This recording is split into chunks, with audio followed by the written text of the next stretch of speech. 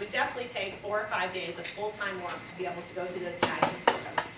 This prints me out all the consigners, how much they sold, how much is due to them, and you can manipulate the field. So it's really a good example of a business model that would not have been possible without this technology aspect, okay?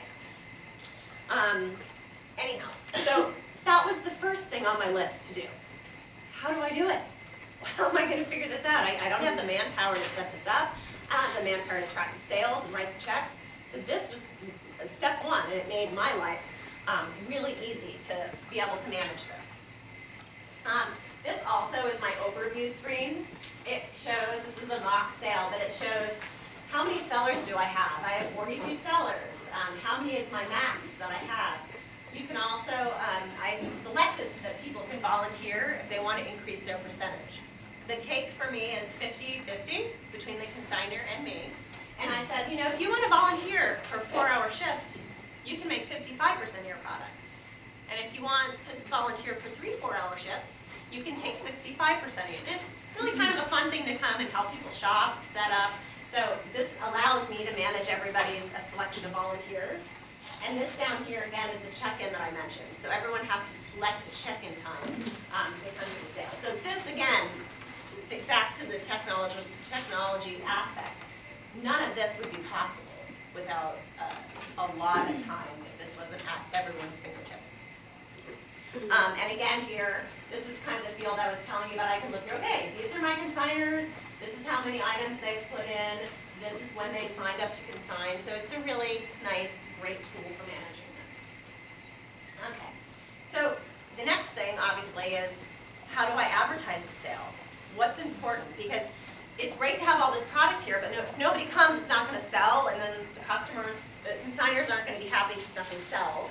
And the consigners are really the people that you want to continue to maintain the business with. So I had to sort of think about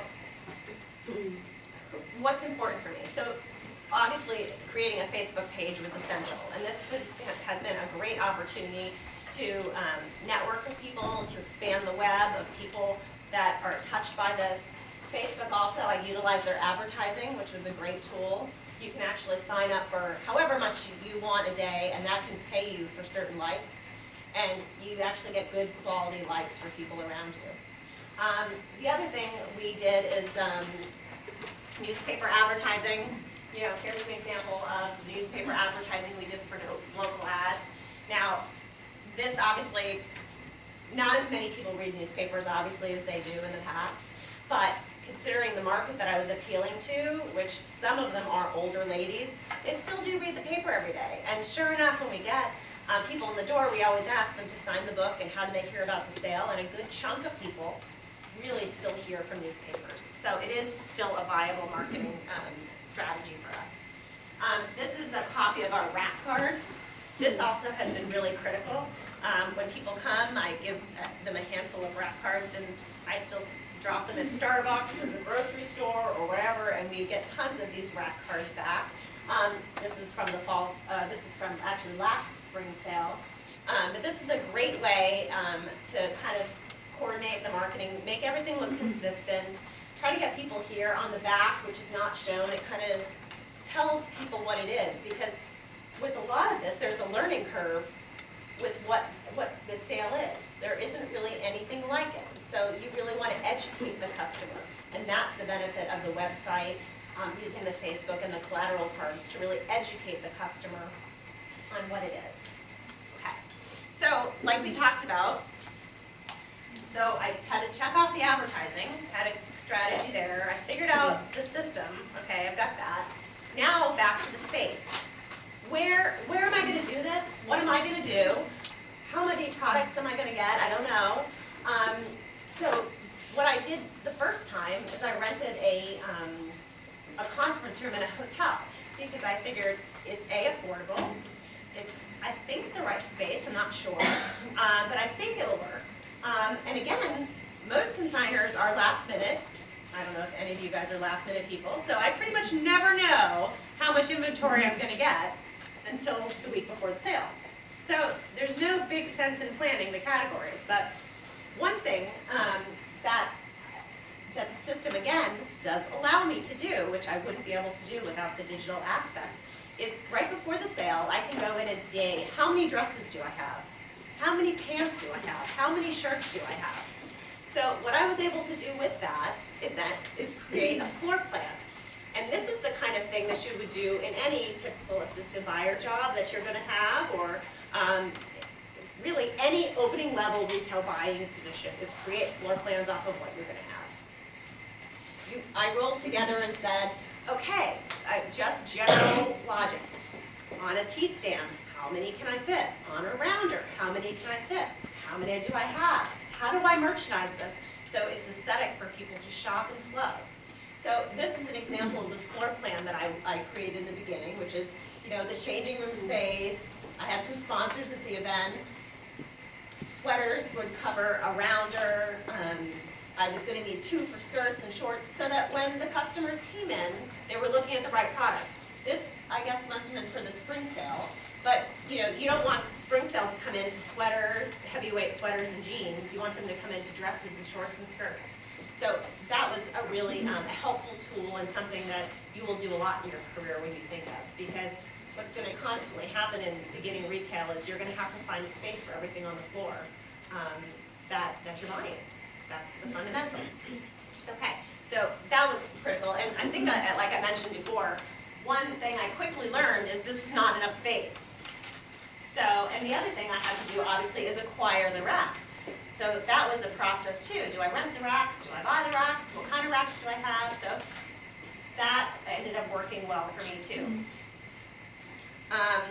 Here was, I didn't have too many pictures, unfortunately, but this was a copy of, a couple pictures of the first room that we did from our first sale. And you can see it's just so tight and so dense. It was too difficult for people to shop. And so I did a couple before and afters just to kind of show you. Here's a couple of good examples from merchandising. One, my first learning, not enough space, clearly. Second, look how, this was during the check-in process. The fact that it's not color coordinated as a shop was a big miss. And that was not something I did the first year either. So those are some of the things you want to, as you're going through this, you're learning. So those were the 2 big learnings on that.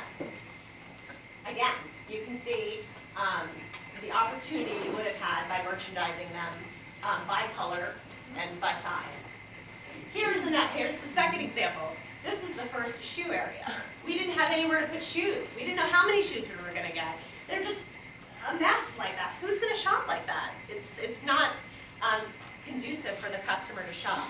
So on the second sale, although it doesn't look that much better, I purchased all of the racks, and we have the little signs where at least it's the 6s, the 7s, the 8s, so it's a little bit more appealing for the customer to shop. Here, again, was our first jewelry display. We did it on a fan, and pegged it in, but there was way too much jewelry. So we needed to add additional space, which is how we came up with the L table. And it just offered a lot more room for everybody to be able to shop. And as a result, we sold 50% more jewelry expanding. And that is the beauty of making these modifications, because you see your results.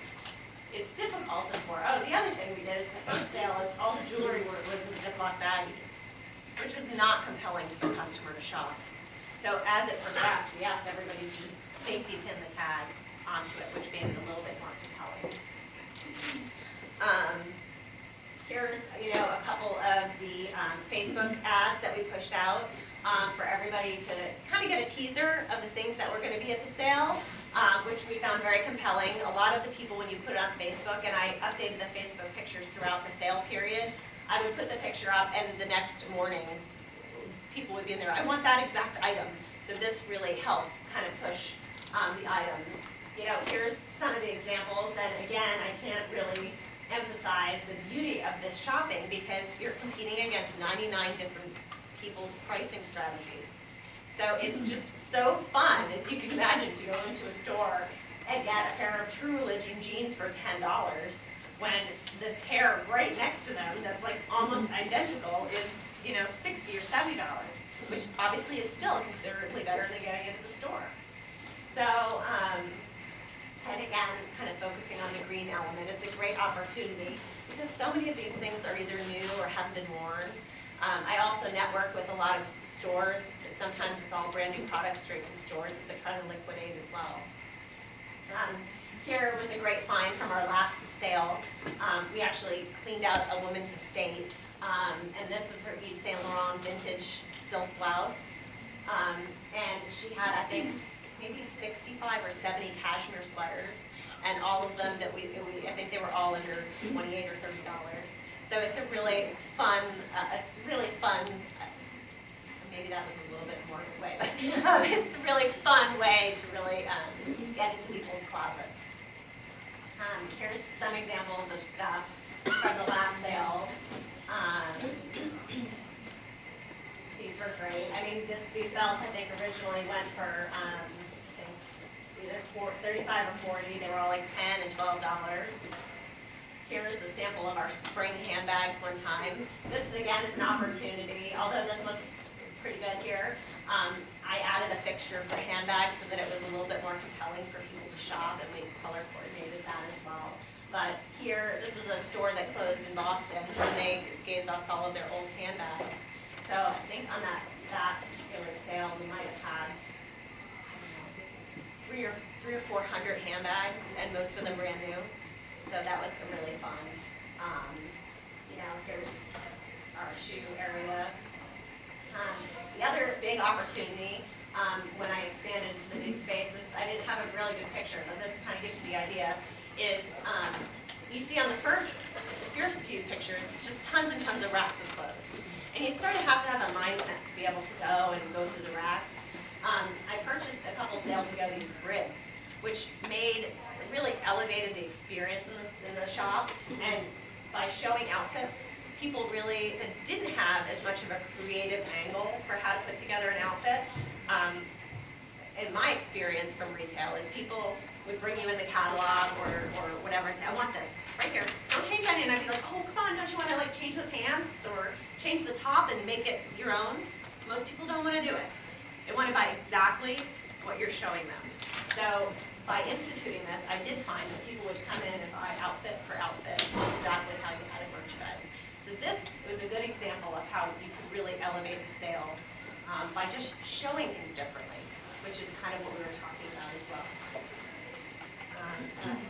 Here's a sample of closeout rings that we had, all great fun cocktail rings. I think they were all $10. I think that might be my last one. But yeah, what else did I want to talk about? I guess, what was that? Closing out the sale? Yeah, oh yeah. Good outfits. Sure, yeah. I mean, that is definitely a big challenge is the closing of the sale because, like you said, we have 25 or 3,000 items that are still left at the end of the sale.